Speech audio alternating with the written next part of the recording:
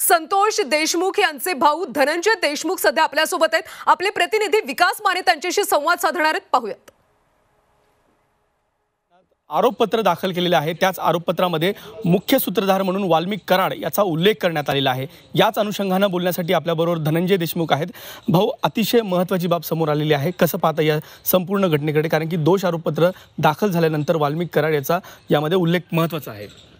आम्ही ज्या पद्धतीने सगळे FIR होते 28 मे पासून ते 12 डिसेंबरपर्यंतचे, आणि याच्या अगोदरची पार्श्वभूमी आणि याच्या नंतरची पार्श्वभूमी, ज्या सगळ्या गोष्टी प्रामुख्यानं समोर आणल्या, ज्या होत्या कागदावर होत्या, सगळ्या ज्या कागदपत्रावरच सगळं, किंवा जे डिजिटल पुरावे आहेत, जे CCTV फुटेज आहेत, ज्या सगळ्या गोष्टी आहेत, आमचं पहिल्या दिवसापासून एक म्हणणं होतं की ही संघटित गुन्हेगारी आहे।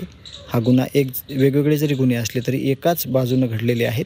जिथं खंडणी मागत होते तिथं संतोष अण्णा हे अडसर भविष्यात होतील या अनुषंगानं ह्यांनी त्याचा वाईट विचार केला आणि भावाची हत्या घडून आणली।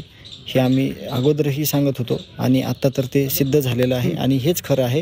ही संघटित गुन्हेगाराची टोळी खूप मोठ्या प्रमाणामध्ये इथं अराजकता माजवत होती आणि सर्वसामान्य जे लोक आहेत त्यांना खूप मोठ्या प्रमाणात त्रास देत होती। थोडं तरी समाधान आता देशमुख कुटुंबाचं झालं असं म्हणता येईल, कारण की मुख्य सूत्रधार म्हणून उल्लेख करण्यात आला आहे। अजून एक गोष्ट प्रामुख्यानं मी सांगेल तुम्हाला, ज्यावेळेस मला तपासासंदर्भात तुम्ही वेळोवेळी विचारत होतात की CID आणि SIT तपास कसं करतायत, तुम्ही समाधानी आहेत का, तर मी वेळोवेळी सांगायचो की ते तपास योग्य पद्धतीने करतायत, त्यांच्यावर आमचा विश्वास आहे आणि त्यांनी त्यांचं काम केलं आहे तपासाचं, आम्ही आमचं काम केलेलं आहे जे आमच्याकडे आहे ते सांगण्याचं। परंतु आता अंतिम ध्येय त्यांचं आणि माझं आणि वकील साहेबांचं आणि सगळ्यांचं, जे ह्या न्यायाच्या भूमिकेत होते, सगळ्या जाती धर्मातील लोक, लोकप्रतिनिधी, सामाजिक संघटनातील लोक आणि सगळ्यात महत्त्वाचा भाग जिथून हे सगळं सुरू झालं, मनोजदादा जरांगे पाटील जर इथं या घडीला या घटनेनंतर आले नसते तर FIR झाला नसता आणि हे जे आज सगळ्या समाजापुढं आलं आहे, ही जी सगळी टोळी आली, ही टोळी देखील आली नसती। तिथून पुढचा जो रोल चालू झाला तो लोकप्रतिनिधी आहेत,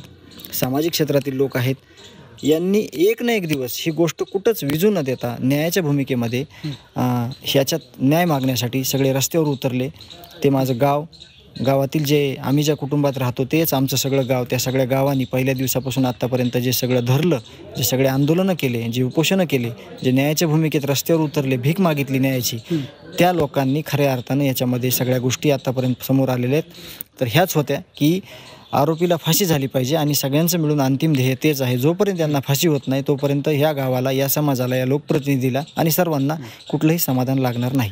भाऊ, आणखी एक प्रश्न आहे। 9 आरोपी आहेत एकूण, त्यामध्ये जो सिद्धार्थ सोनवणे आहे तो याच गावचा आहे, त्याला वगळण्यात आल्याची माहिती आहे, आणि कृष्णा आंधळे तो आजही फरार आहे। आता ते तपासामध्ये काय आहे, आम्ही वकील साहेबाकडून त्याची ओपिनियन घेऊ, बरोबर, म्हणजे कुणाला का वगळलंय किंवा कुणी काय रोल होता त्याच्यामध्ये त्याचा, या सगळ्या गोष्टी ज्या आहेत त्या आम्ही प्रामुख्यानं वकील साहेबांकडे जाऊन आम्ही त्यांच्याकडून सगळी मार्गदर्शन घेऊन पुढील आम्हाला कसं चालायचं आहे, काय करायचं आहे, आम्हाला कशा पद्धतीनं पुढे गेलं पाहिजे, याचे सगळे आम्ही मार्गदर्शन वकील साहेबांकडून आणि ह्या सगळ्या जे या न्यायाच्या लढाईमध्ये जे लोक आहेत त्यांच्याकडून घेणार आहोत। निश्चित या ठिकाणी हे होते धनंजय देशमुख यांनी समाधान व्यक्त केलं जरी असलं तरी आरोपींना फाशी झाली पाहिजे अशी प्रमुख मागणी आजही कायम आहे। विकास माने, Zee24 तास, बीड, मसाजोग।